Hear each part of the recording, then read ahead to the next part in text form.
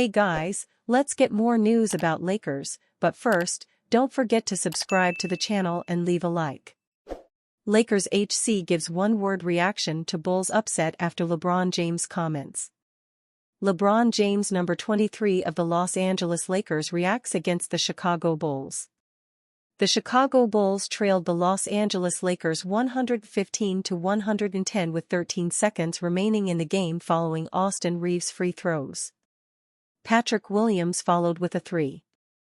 Josh Giddey stole LeBron James' ensuing inbound pass and found Kobe White, who hit another three. Reaves came back with a layup to put the Lakers back up at 117-116 with 3 seconds to go. Then, Giddey inbounded the ball, got it back, and sank a running triple as the clock expired. Devastation, Lakers head coach J.J. Redick told reporters after the game on March 27 when asked for his immediate reaction. "It's a hell of a way to lose a basketball game. Chicago Bulls, the final 12.6 seconds of Bulls-Lakers, as soon as it left my fingertips, it felt good," Giddey told reporters in the Bulls locker room. "That's kind of why I held my follow-through the whole time. I kind of had that feeling when it left. It looks great, it felt good, so. It was a special night. Obviously, great comeback win. I'll enjoy this one." The Bulls were 8-for-30 from long distance entering the fourth quarter. They shot 11 of 14 from three in the fourth quarter. That's 11 of 14 in an empty gym is really good, so. That's unreal shooting. The Bulls finished with 7 players in double figures, 3 of whom crossed the 20-point threshold. Giddey was in that group, tallying 25 points, 14 rebounds, 11 assists, and 2 steals in the 119-117 victory. White had a team-high 26 points. Trade deadline pickup Kevin Huerter chipped in 21 points. The loss was the Lakers' second buzzer-beating scenario in as many nights. They beat the Indiana Pacers on James' tip-in on Wednesday. Following that, James spoke about wanting to get revenge against the Bulls over their 146-115 win in LA on March 22. "We understand how gruesome the Wild Wild West is when it comes to the standings, and to get a win like that was huge," James told ESPN's Katie George during his walk-off interview on March 26. "We know we got another one tomorrow, a Chicago team that's been red hot as well. Beat us pretty bad last week. We gotta get some rest. It's another team that's gonna get up and down the floor, so we gotta defend like we did tonight." After the game, James lamented the Bulls' fourth-quarter surge. "We put ourselves in position to win. Gave up a lot of threes in the fourth quarter, but still put ourselves in position to win," James told reporters after the game. "Horrible turnover by myself. Bad miscommunication, the play before that. AR still hit a big bucket, try to save us. Then, man, tip your hat if someone makes a game winner from half-court. Good night Bulls fans." James had 17 points, 12 assists, 5 boards, and 2 steals. Reaves led the Lakers with a game-high 30 points. Luka Doncic posted a 25-10-8 line with 2 steals and 1 block. To do it against any team, it's fun. But, obviously, the Lakers, and more so the fact that we just beat them on their home floor, and they were looking to come out tonight and punch us first, and got up big, 15, 20 points. "We just kept the door ajar in that fourth," Giddey said. "Proud of the guys. It was a hell of a team effort. We needed everybody." The Bulls have touted their fast pace and the impact it has on opponents. It paid off for the Bulls versus the Lakers in the form of Giddey's first game-winning basket. Giddey and his teammates celebrated accordingly.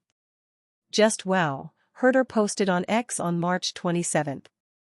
"Craziest game of my life probably. Josh Giddey gets the game ball. This was fun." Bulls center Nikola Vucevic, who had 14 points, 8 rebounds, 2 assists, and 2 blocks, posted in reaction. White, who also had 9 assists, praised Josh Big Sauce Giddey and reveled in the comeback. The probability of us winning that game was probably very low, White told reporters. But we defied the odds. It was a fun game to be a part of. That's a game that I'm gonna remember for the rest of my life. Luka Doncic reacts to Lakers' major move on Thursday. Luka Doncic and the Los Angeles Lakers captured a win 120-119 Wednesday night against the Indiana Pacers in the Gainbridge Fieldhouse. Doncic missed a floater to win the game, but it was tapped in by LeBron James just before the buzzer. The Lakers were fueled by Doncic's 34 points, 7 rebounds, and 7 assists on 52.4% shooting with 6 three-pointers made. After the exhilarating road win that halted the Lakers' 3-game losing streak, Los Angeles had a decision to make the next day. Thursday marked the end of guard Jordan Goodwin's two-way contract, which meant the Lakers were forced to sign him to a deal for the rest of the season and cut another player or let Goodwin go. As a result, Goodwin was signed to a 2-year deal, and forward Cam Reddish, who has played in just 2 games since the beginning of February, was let go. The Lakers made the move official on social media. After the Lakers' announcement, Doncic took to Instagram to support his teammate. Since signing a 2-way contract with the Lakers, Goodwin has averaged 6.4 points, 3.9 rebounds, and 1.6 steals on 47% shooting across 19 appearances. Goodwin also has recorded at least 1 offensive rebound in 18 out of his 19 games played with the Lakers, showing the grit and hustle he displays on a nightly basis, via ESPN. Head coach J.J. Redick is on record giving high praise for Goodwin regardless of his stats. After a win against the Phoenix Suns on March 16, Redick discussed the formerly undrafted player's impact in the win. "Never judge a player based solely on his box score," said Redick. "Jordan Goodwin was incredible tonight and he had 2 points and 4 fouls. He set the tone for us." Lakers' potential center target predicted to take pay cut. Lakers GM Rob Pelinka and head coach J.J. Redick answer questions during a press conference. The Los Angeles Lakers' search for a starting caliber center in the offseason could lead them to the Atlanta Hawks' Clint Capela. Bleacher Report's salary cap expert Eric Pincus named the soon-to-become unrestricted free agent center as the Hawks' most likely flight risk. The Hawks must decide if Clint Capela is their starting center of the future or whether they should hand the reins to 24-year-old Onyeka Okongwu. Capela is taller, 6 feet 10 inches, than Okongwu, 6'8", but he's almost 31 and has slowed with age. The Hawks can look for a center in the draft, via the Los Angeles Lakers and/or Sacramento Kings first-rounders, or in free agency, Pincus wrote. If the Hawks, who have Capela's bird rights, do not bring him back, the Lakers could get him for the cheap, as low as the taxpayer mid-level exception or more than the non-taxpayer mid-level, depending on his market this summer. Capela should find suitors elsewhere, although he'll undoubtedly be taking a pay cut from his $22.3 million salary this season. He should sign a new deal in the $5 to $14 million per year range, Pincus added. Capela will join a crowded center market led by fellow unrestricted free agents Brook Lopez, Miles Turner and, Al Horford, Kevin Looney and Naz Reid, player option. Turner is the obvious top choice, but the Lakers do not have the cap room unless LeBron James declines his player option and signs elsewhere, which is unlikely happening. A sign-and trade with Turner is possible, but the Lakers need to give up rotation players to match salaries, and besides, they only have their 2031 first-round selection and 2 pick swaps to potentially offer Indiana. But after Lakers vice president and general manager Rob Pelinka pulled off the Luka Doncic trade and nearly traded for Mark Williams, anything is possible.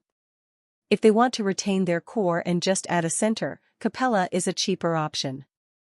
Capela perfectly fits the mold of a rim-running center, which Luka Doncic asked the Lakers to get for him upon his arrival. Jackson Hayes showed some flashes, but he is inexperienced and has yet to put together a large sample size to make the Lakers believe he could be their long-term center. The 31-year-old Capela isn't the long-term solution either, but he could bridge the gap while the Lakers bid their time to have access to more draft assets to dangle for a bigger name. Capela is having a down year, averaging only 8.9 points and 8.1 rebounds with 1.0 blocks, but that's because he's playing less in the Hawks' crowded center rotation. He's only playing 21.4 minutes, his lowest since the 2015-16 season. A move to the Lakers could give him starters minutes and potentially return to being the league's most prolific offensive rebounder. And you, fan? What do you think about Clint Capela's situation? Write to us in the comments.